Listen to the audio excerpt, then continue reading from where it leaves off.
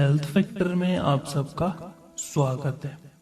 एक बार एक राजा को गिफ्ट में 2 बाज दिए जाते हैं जो कि बहुत ही सुंदर थे और वो दोनों बाज राजा को बहुत पसंद आते हैं और वो उन्हें अपने एक ट्रेनर को दे देता है कि भाई इन दोनों बाजों को ट्रेन करो।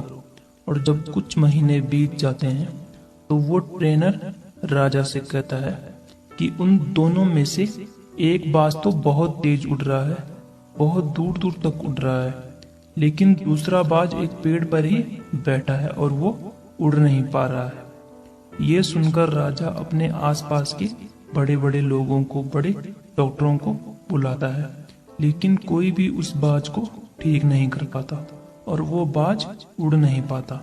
और बहुत दिनों के बाद राजा के मन में एक विचार आता है। वो अपने पास के एक राज्य से किसान को बुलाता है जो कि जानवरों के बारे में अच्छी नॉलेज रखता था। तो राजा उस किसान से कहता है कि तुमने इस बाज को उड़ाना है। और अगली सुबह सब देखते हैं कि वो बाज उड़ रहा था। यह देखकर राजा बहुत खुश होता है और उस किसान को अपने दरबार में बुलाता है और उससे कहता है कि तुमने ये कैसे किया, जो काम इतने बड़े बड़े डॉक्टर भी नहीं कर पाए और इतने सारे लोग नहीं कर पाए, वो तुमने एक ही रात में कैसे कर दिया।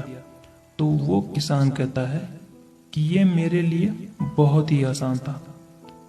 जिस ब्रांच पर वो बैठा था, जहां से वो उड़ नहीं रहा था, तो मैंने उस ब्रांच को ही काट दिया और जब वो बाज नीचे गिरने लगा तो वो उड़ने की कोशिश करने लगा और कोशिश करते करते ही वो उड़ने लगा और इस तरह ही वो उड़ने में सफल हुआ। तो यह सुनकर राजा बहुत खुश होता है और उस किसान को ढेर सारा इनाम देता है। तो फ्रेंड्स, रियल लाइफ में भी ऐसा ही होता है।